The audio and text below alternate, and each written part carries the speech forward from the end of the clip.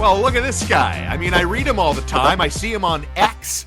I can't believe I called it X. I made a crucial mistake. I'm not there yet, Shaun. Brendan, you created a part of the English language, retweet, Twitter, and we get away from that. That is Brendan Kelly of What the Puck of the Montreal Gazette. He has a brand new book out. I want to talk about that as it relates to the Montreal Canadiens and its people. But Brendan Kelly, it is good to see you. It is good to have a conversation face-to-face. How are you? I'm doing great, Shaun. Really appreciate the invitation, and it is great to connect. We send tweets back and forth, but talk relatively in person. See each other, and super great to do it. And always happy to talk about the Habs, and certainly talk about my book and try to sell some books. And so it's all good. Wait a minute. Oh, yeah, it's Christmas time. What a coincidence. Yes. It's like you know what you're doing. Yeah, exactly. The perfect gift idea. Absolutely. So before we get into that, you and your son were at the Montreal Canadiens game on a Monday night to see the Anaheim Ducks. And the takeaway for me is impressive. And I know when I say that, it's weird, Brendan, because the Canadiens statistically are at the bottom of the standings, the last place team in the Atlantic Division, but it's tight. And the Montreal Canadiens have looked very good, and I think I know why. What are your impressions after 4 games of this 5-game homestand, and which, realistically, not a fanboy take, BK, they could have beaten Washington if they held strong, but they didn't. But they've won 3 of 4. This is huge. It looks pretty good. What do you think? It does look good. I mean, my joke, and I like to bring a little humor into the situation, which is not necessarily what all the sports people do. But you know what? I said, look, it looks great. We're in the mix. Just turn the standings upside down and we're right at the top. Because let's face it, let's be honest, we're still last place in the conference, last place in the division. But look, hey, it's such a crazy year. This is part of the story that we're with the Canadiens are 4 points out of the wild card. So this is, by any definition of the thing, and Jeff Molson said it yesterday at the owners meeting, that he thinks they can still be in the mix. They are. Tuesday, they are in the mix. They're 4 points behind the New York Rangers. And part of the story is that we used to be saying that our division was the division of death, but it isn't this year because a lot of teams, notably the Rangers and the Bruins, are faltering or not as strong as we thought. But for sure, look, 4 games, they've won 3 of the 4. And what are we talking here? I mean, let's the elephant in the room. It's Patrik Laine. I mean, period. End of story. I mean, this guy has arrived, and I'm not saying it's all him really, but the fact is he scored 3 goals in 3 goals in 3 of the 4 games. Yeah. All power play goals, all stunning goals. I mean, starts with that first goal Tuesday against the Islanders. And so, you know what? One of their biggest problems was having good shooters out there who could score. There was one of them, Cole Caulfield. Many of the top guys who should be scoring, Slafkovsky and Dach, notably not scoring. So to have a guy, and no one believes that Laine is going to be scoring at this pace all year. I mean, if he does, super for fans. But that's transformed things. And you know what? It's we'll see. I mean, it's a long season, and there was that big stretch. It was a worse losing streak, lost 6 in a row, and you probably know the figures better than me. I think it was 9 out of 11. They didn't have a stretch like that last year. This was an absolute disaster. And they also, like, the other thing the ownership and the management is super concerned about is being blown out, And they were being blown out. There was that pathetic game with I think the Kraken was the worst. Yes, the Seattle game is a benchmark game for me. I've referenced that game now moving forward as to that can happen again, and it hasn't happened. Correct. And because they got blown out by the Rangers too, but at that point, the Rangers were one of the best teams. But they can't have that happen, and they've turned it around in the last week, as you mentioned, in this home stretch. But we have to see the consistency. Laine's been a difference maker, but there's still huge question marks, obviously. So where this season ends up, because the whole thing about in the mix, and this didn't happen, it's very important to mention, because people are always saying, oh, it's just it came up no, it didn't just come up. The Canadiens sat in a room and said, I mean, the management and the marketing people, and they said, we're going to say in the mix. And everyone said in the mix at the tournament. And if they did that, that meant that Jeff Molson and Jeff Gorton and Kent Hughes believed they were going to be in the mix, because these people are not idiots. They're not going to say that if they didn't believe it. And they thought the team was going to take a step forward this year. This is a team that got the 5th overall pick 2 years in a row and was dead last 3 years ago. So they thought they were going to take that step forward. And for the first, about 15 games, it looked really bad. Now, as we're saying today, they're back in the mix. Be interesting to see. I would say for me, the benchmark would be kind of New Year's Day. See where they are then and see what happens, because they've been super consistent. Yeah, I like 20. I'm a short goal guy. I like 10-game markers, 20-game markers. I like to identify patterns and see if I can read anything into that pattern. And one of the early patterns that developed was, unfortunately, almost like a smaller version of last year's debacle: injury, and it happened, Brendan, in September. Patrik Laine, obviously, with Cedric Paré in that BS preseason game with that roller hockey player. And then David Reinbacher, the same game, a more devastating injury, because we're not even going to see Reinbacher. So who the heck knows how this 5th overall right-sided defenseman is going to evolve. I like the fact that the team has incorporated Reinbacher into team meetings. I love that. He's not alone by himself wondering if, when, how, what's going on with this team. So I see some good evolution, but can we look back on the first batch of games before Patrik Laine returned, and how MSL can now rotate 4 lines on a consistent basis, which has developed a better flow, better production, more wins? They're 8-6-1 in their last 15. That we can look back on the first 13 games of the season and say, okay, I have a better understanding of why they look sideways, why they look slow, why they looked disengaged more often than not. Is that a free pass, or you're not ready to get there yet? I'm not ready to say that. I mean, I just think honestly, and then people might think this is funny because What the Puck is a pretty hard-hitting column, but I like the nuance of the gray areas. Like, they were terrible. Now they're doing, like you're saying, that record in the last, say, 15 is pretty good. So which is the real team? And it probably is that it's a mix of the two, So when they were really terrible, for example, one of the things, and everyone said this, so not an original thought, the D was a complete and utter mess, and it's still messy. It's tightened up a lot, and that's credit to Martin St. Louis. But you know what? With so many young defensemen, right, and the 2 older ones, David Savard, I mean, I love the guy, gives it all every night, but he's so slow. There's not a lot to give, Brendan. Let's be honest. There's not a lot there. There's not a lot of gas left in the tank. And again, another guy I love is Mike Matheson. But let's admit, in his own zone, it's an adventure with this guy. You never know what you're going to get. So the D has been very troubled. And I got to say, look, we were at the game with my son last night, Keen, and the thing that really struck us, I know some people are saying Dach had a good game. I don't really think he did. That line, the second line, is still... okay, I was going to say it's not a disaster, but it's very, very bad. It's the worst line on the team. You know what? The takeaway we had, honestly, Shaun, was lines 3 and 4 are great. Those guys come out like the Gallagher line. I mean, I've been one of the guys been ragging on Devo ever since the guy arrived. He actually looks good, but Anderson and Gallagher, every time they go into the boards, they're flying. And you know what? This is one of the things. So the second line. And if that second line is not going to work, you've got a real problem. And at the center of this is your second line center, who's supposed to be Dach. It's still very, very shaky. And the reality is, like, even with the Patrik Laine factor, okay, the guy's got an elite shot. It's one of the best shots in the league. And if he can score like this, more power to him. So what's the answer, though? What's the answer for Brendan, for Kirby Dach? Because sometimes I get into my own head. I'm a proponent of reps. This is a rebuilding team. We know it. I want to see guys get reps in again, so I could default to, I want to see a pattern I can believe in, or a pattern I need to get away from because it's not very good and not something to buy into. That Patrik Laine shows improvement. Kirby Dach scores against Anaheim, and he breaks a 20-game goalless drought. Happy to get there.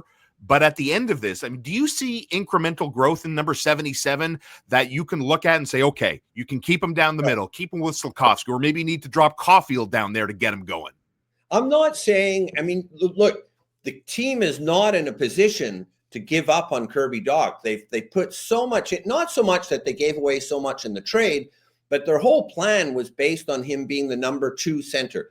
And what do you do if he's not that? You don't have anyone to step into that slot. And no, I don't see it. I mean, it's like, and you got to keep trying. And I don't know what you do with Kirby Dach. I mean, I'm just a guy tossing rocks from the side of the fence. But I mean, it's like, that good. Because, okay, the storyline on Monday night was he broke the scoreless drought. It's his bloody second goal of the year, which is pathetic. It's terrible. Let's call it what it is. The guy's either on the first or the second line all year. He's on the first wave of the power play, and he's got 2 goals. That's pathetic. That's not acceptable. And look at the goal. Come on. I mean, great play. It wasn't a great play by Slav. It was not a great. The Anaheim goalie effed up completely. He was wandering around behind the net. It was an empty net. Okay. But at least Slafkovsky put pressure on him, got the puck to the front of the net. I mean, that's something.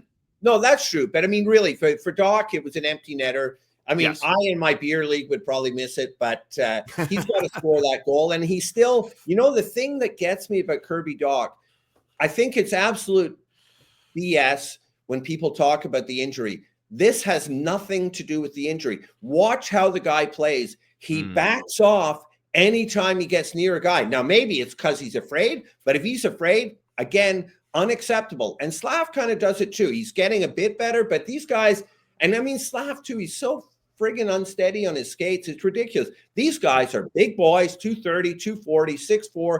They got to go into the corners. They're not scoring. They got to do something else. And Slav's getting better, and I totally believe in Slafkovsky. But Kirby Dach, and I don't know what to do with him. I'm not giving up, but I'm saying I don't like what I'm seeing at all. Well, let me throw this at you and let me get a reaction.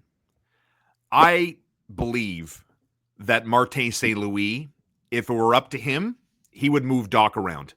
Part of me believes, and I have nothing to back this up other than my hockey gut telling me that this is also very much about the process. Process first, results second.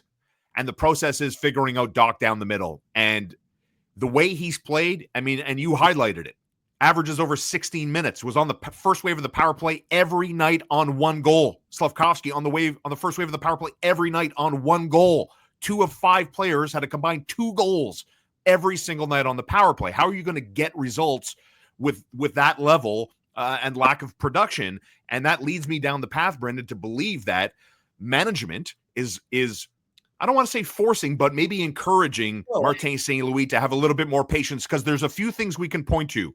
Last week, he singled out Dach for a bad penalty, which he never does. He's very thoughtful and careful in choosing his words. You're at the game with your son. I'm watching at home on RDS because I'm not putting on frickin' Amazon. So I'm watching on RDS. The camera pans to the bench after he gives up the puck, and it's now a 1-1 hockey game. And that was great television. And I can't help but put 2 and 2 together that a guy like MSL, a first ballot Hall of Famer, is watching fundamental mistakes. Because I agree, it's not the injury. That is in your head more than it is physically. And then I'm led down the path to believe that this is management encouraging MSL for a little bit more patience. No, they're 100% that's the case. I mean, and again, I'm like you. I'm just saying that watching from a distance. But it's for sure the case, because any other team, I mean, honestly, think about it. Just imagine John Tortorella, but almost imagine any coach. He would have sat some games. They're 100%. He would have been in the press box. And let's go back through last night. So his puck ends up on the Anaheim Ducks stick, which leads to the first goal, which we were discussing. But he also gets an absolutely terrible penalty again when it's a 2-2 game, and luckily they don't score in that. But you know what? But they scored when Arbor Jack guy took a dumb penalty right after. No, that's it. Well, that's it. They got 2 straight penalties. Correct. And it really killed them. And Dach got a terrible penalty. I mean, it was a bit unlucky in that Rangers game, but hey, you're a professional hockey player. You got to control your stick. So he's just doing terrible things on the ice. And any normal team, he would get some kind of retribution for that. And I'm really interested in the whole question of how Martin St. Louis coaches the team. And so you raise one interesting issue, which is, the influence of management. And I got to say, I go to do my What the Puck thing at the Maison Publique McLean's, or the old McLean's, and they tell me that often enough, Martin St. Louis, Kent Hughes, and Jeff Gorton drop by. They all, because their families live in the States, so they're often here on their own. They go out for beers. These guys are exceptionally tight. So Yes. I don't think any of them does. I don't think Martin St. Louis just works in a bubble. I mean, I know every coach works with the GM, but I think these guys are super tight. But that's part of it. But I think also St. Louis, this is where I have an issue. And if this is the case, he doesn't seem to have a lot of accountability in terms of most coaches. And he did it finally to Dach last week and sat him on the bench for the last 10 minutes of the game. But in general, people play terrible. I mean, when we talk about Slav and Dach, so there's an absolute, let's face it. I mean, with 2 goals, it's 2 goals each, right? I mean, with all the ice time and the quality ice time they get, again, anywhere else, they'd be paying the price. But again, I don't know. I mean, I look at Kirby Dach and he looks like, he reminds me of, and I know a lot of people have said this, he reminds me a lot of Anderson last year. He also reminds me for the oldsters of Scott Gomez. He looks like his confidence is shattered. So if you put him in the press box, which is probably what you should do, probably what most coaches would do, would it help? Maybe it would be just the opposite. It's like when Jonathan Drouin got in a funk. Yeah. He never got out of it until he left town, The only question I have there is, like anything else, like you want to fire this guy, you want to fire that guy, like what are your options? You're going to Michael Pezzetta doesn't exist apparently in the world of Martin St. Louis. He's got 3 games under his belt this year. Like they're not calling anyone up from Laval. Yeah. Someone said he's locked in a cage underneath the Bell Center. I don't understand. I mean, listen, I'm not crying for Michael Pezzetta. No disrespect. Like I don't think Pezzetta in there.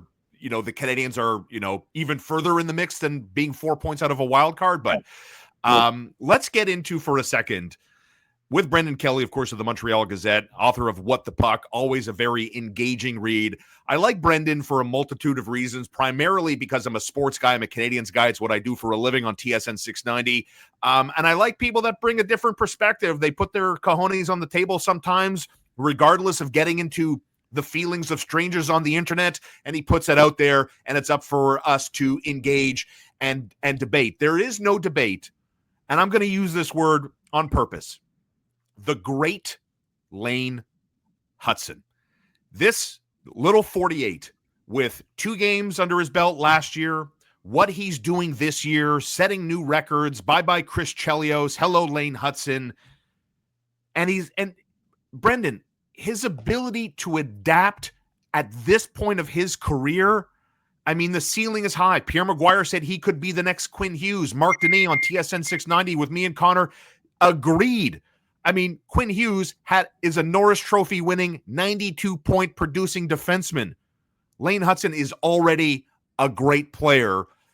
Worth the price of admission. What was your son's reaction watching 48 against Anaheim? We love him. Night? We both love him. And you know what? What was super interesting, Shaun, was everyone. I mean, Pierre Maguire, true. He's been on Mitch Melnick's show on TSN 690 for a couple of years, saying how great this guy is because he watches a lot of college hockey. But the sort of criticism prior to him arriving was, oh, the guy's so small. He's so thin. He's not going to be able to do it in the NHL. And man, this has been it. Really, I think we kind of missed this story. Not missed it, but we forget about it because the start was so terrible for the Canadiens. But what a story! This is one of the great stories in recent years for the Montreal Canadiens. You saw last night when he got that assist that it was the best consecutive streak for a rookie defenseman in Habs history, passing Chris Chelios. And it's like, the guy's amazing. And he really is. One of the things, and we were talking about this with my son last night, is so he obviously has that hand-eye and moves around and fakes out and gets around people. But and I'll tell you, and Kirby and Uri could take a look at this guy. They're friggin' 6'4". Lane does not step back from anything. That little guy goes in everywhere, eh? And I mean, he's quick and he gets but he doesn't shy away from anything. And I remember I was at a game. It was a terrible game, that one. They lost 4-1 to the Kings. And a friend had given me seats right down on the glass. And I'm telling you, one of the only guys who's engaged. They looked really disinterested that night. There were 2 guys who were giving it all that night. Brendan Gallagher, who gives it all every night of his life, and Lane Hutson. This kid is I mean, he's phenomenal, and he's getting the points. I mean, God, the only thing is he's got to score a goal at some point, but I'm not worried. He's you know what? Yeah. He's got, like, he is a playmaker. He's a star, and he's also a super exciting guy to watch. And the fans, you know, now they're on the Laine train, but they were on the Lane train before that, right? And I mean, in fact, you're not wrong. Twice, and it's a phenomenal story, and like to think, you know, that's exciting. You have this guy, and so you've got him like he's just starting. Like you presumably have him for several years. That's super exciting. It's you know what I mean, and we talked about it. You know, once we start to see the sample size grow, like, oh, who is this guy? Is he? I think he's a level up on PK Subban, who I hear a lot of people talk about like a price of admission, everyone's instant favorite player. Martin St. Louis evolves, sees enough to say, you know what, kid, you're on the first wave of the power play. The Habs power play top 15 in hockey, and expected goals of like 3.5. Nick Suzuki is better than a point a game player. He's got 29 points after 28 games. The chemistry between him and Cole Caulfield is obviously undeniable. Dare I ask you this question? The rebuild is ahead of where we thought it would be, or not? Like when I give you the 8-6-1 after 15, 4 points out of a playoff spot, better than a point a game. Lane Hutson, the PK is top 7 in hockey, Brendan. Like they're checking a lot of boxes here.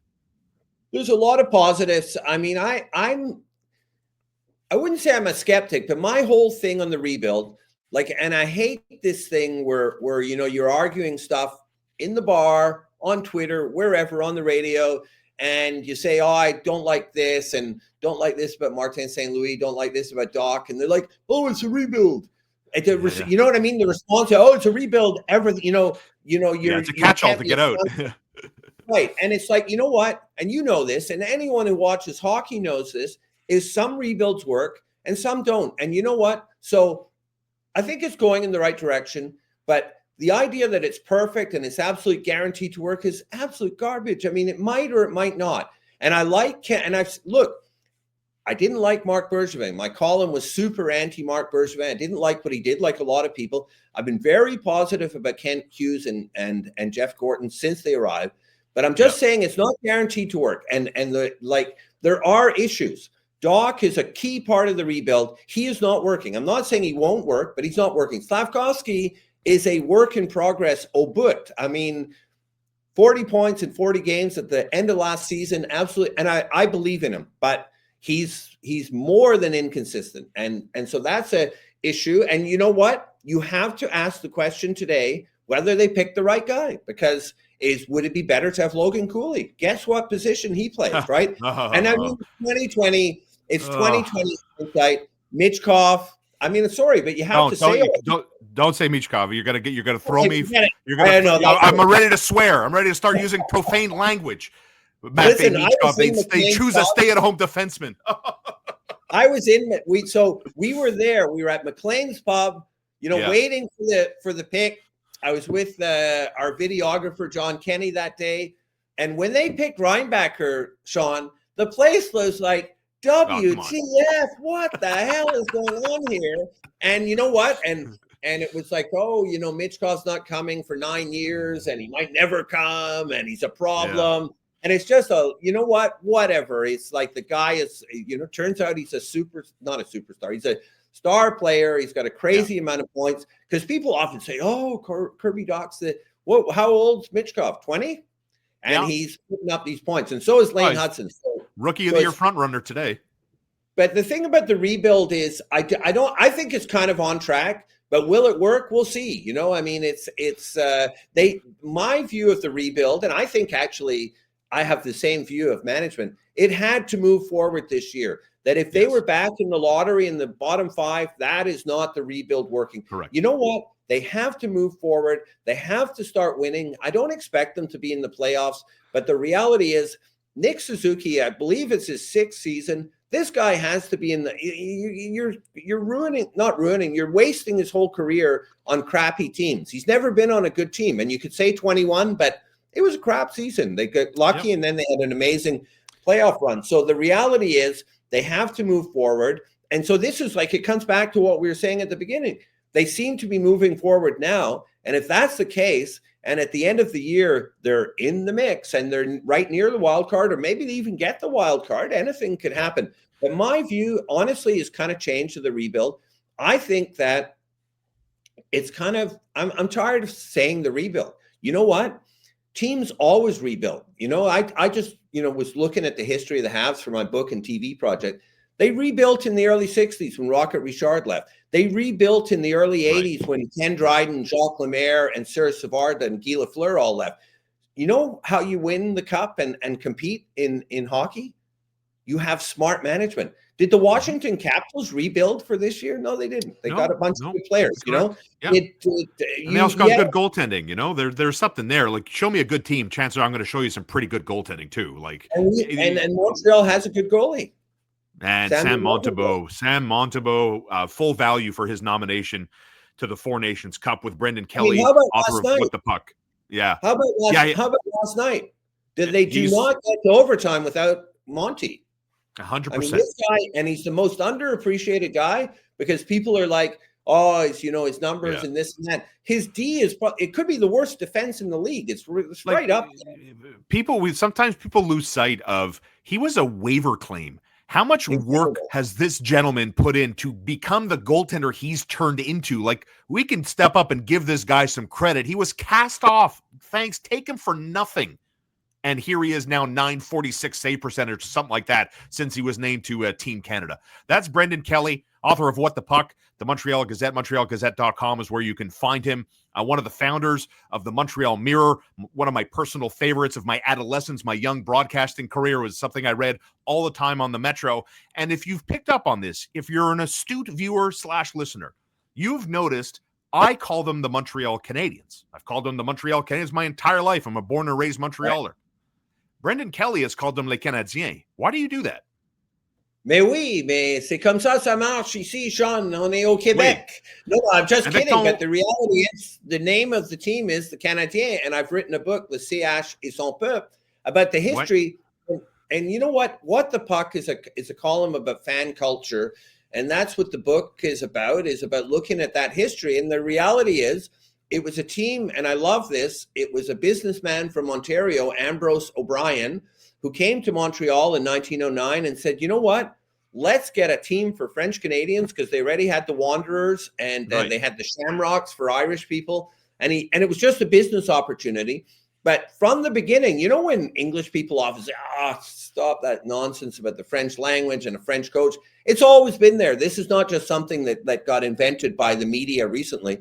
There were controversies way back 100 years ago about having English players. So it was specifically created for this community. And I think that's interesting and cool. I don't see it as a negative. Is it in both languages? Like, is it, as an Anglophone, can I buy the book in English and have it explained to me? It's only in French now. It's a kind of weird thing. I'm obviously English. I wrote the book in French. It all happened because there's a TV series in French. But we're going to do an English version. It's going to come out at some point, hopefully next year. I mean, listen, I had the book launched. This was so cool, Shaun. I mean, I'm English. I do a lot of work in French on Radio Canada, but fundamentally, I'm an Anglophone, and a lot of the people at my launch were Anglophones. And I brought 80 books to sell, and they sold out within an hour. And all these English people, we had Elias Makos, from CJD do an interview, and he said, this is the first French book I think I've read since high school, because I get it, English don't read French books. But I've got all these Anglos reading a French book. I think it's great. I'm doing my little bit to bring the two cultures together. Listen, I love it, man. I'm a fan of togetherness. One of the reasons I think, in the last, since 2016, all the division just kill. I'm a big positive vibe guy, and the vibe, for a layered reason is not there. And I was going to say the same thing. I was just trying to think of the last time I read it, and I went to a French immersion in high school. I'm completely bilingual. No, but we don't read French books. I mean, English people. No, I read French internet websites, like I'll go on the journal.com. And we were just saying, you just said you watch, like every self-respecting Anglo-Montrealer watches the games on RDS because that's the best way to watch it. and we live a bit in French, but we don't read books in French. And listen, I love the idea that an Anglophone guy wrote a book in French about the Canadiens, but not just about the Canadiens, but the relationship with the Quebec people. And don't get me wrong, one of the key interviews in the book is Serge Savard. Serge Savard was the GM who won the last 2 cups for the team. And he was a guy who's super big, as you know. His philosophy was to get as many Quebec players as possible. But his thing was, it wasn't French Quebec players, it was Quebec players. And he points out Sergio Momesso was a key part of that 1986 team. And it was, the whole point is, he can be an Italian dude from NDG who will have the same pride of wearing the bleu, blanc, rouge as Serge Savard or Guy Lafleur. His point is, you get local players who are attached to the community. And the other thing too, I had a great interview with Bob Gainey. So Bob's obviously from Peterborough, Ontario. This guy came here knowing nothing about French culture and Quebec culture, and he learned French and he got into the community. He did, this is amazing, Shaun, because it's a TV show as well. We said to Bob Gainey, do you want to do the interview in French or English? This is Brendan Kelly talking to Bob Gainey, and he says, oui, je veux le faire en français. And he did the whole friggin' thing in French, and he's got perfect French. He doesn't talk that much. But it's, you know what, it's about the ties to the community as well, you know, and you look at that 1993 team, 14 Quebecois players. And I'm not saying we can't do that today, obviously, but hey, they won the cup, and they won the cup in 86 and 93 and in the 70s with very Quebecois teams, you know, and it was also the 70s team. Think about it, the Flying Frenchmen, Quebecois, mixed with English Canadians, but all mixing and matching. It's kind of like like you're saying, you're about togetherness, and so am I. And that team was kind of what Canada should be. People, Ken Dryden, Larry Robinson, Bob Gainey coming here and learning French, Serge Savard learning English, and his best friend is John Ferguson. You know, like it's kind of beautiful. Yep, I would even I know he's from Vermont, but John Leclerc in '93 was as Quebecois as I was. No, for sure. You know, and look at even now, one of my favorite guys, just because he's obviously such a superhuman being, is Mike Matheson, you know, and a guy from Point Claire who speaks perfect French because he's that age. He grew up in the era where, you know, English people all speak French now. You can't live in Montreal without it. And you don't think he feels he had his best season ever last year in his NHL career. I mean, there were a whole bunch of factors, but part of it was he felt so great about playing for, and he said it often, playing for the team that he grew up watching, right, in Point Claire when he was playing his first hockey. So I think it's great. And he can go on RDS and French radio and do his interviews, and it's super cool. Alors, tu peux trouver son livre à Brendan Showbiz sur Twitter. Il a lancé son nouveau livre, Le Siège et son peuple. Where can people find it? You know, you want to buy it online? Do I got to go to, where do I find it? I want to just say, first, got to say, Shaun, when I was on Mitch Melnick's show, he was like, he said, I can't say the word poop. It's too hard to pronounce. So you did it in French. It's everywhere. It's, you know what? It's Québécois that's published it, Les Éditions de l'Homme. So Renaud Bray, Indigo, and it's also online of those stores, or also even on Amazon. So it's there everywhere. It's wide. It's even at Costco, for heaven's sake. So it's got into Costco. Look at this guy. And a big deal. The publisher said, you know, they it's hard to get into Costco, and especially with a Quebec book in French, and it's in there, and it's displayed widely, and it's like, hey, you know what? I'm hoping it's December. Like, seriously, look, I'm putting on my sales hat here. Go ahead and buy it. Listen, you're looking for a present for anyone who's a Habs fan, and if you're English, practice your French. Yes, and then, like broaden our horizons, and I love this. So we'll end here with a proud Scotsman to my favorite Scotsman. I wish for you what Scrooge McDuck used to do: dive into your money pit in your beautiful vault. I hope you sell 1 million books. Brendan Kelly. I hope so too, Shaun. Brendan, thank you so much for the time. I let's do this again soon. Anytime, Shaun. Appreciate it, man. Cheers. See you later.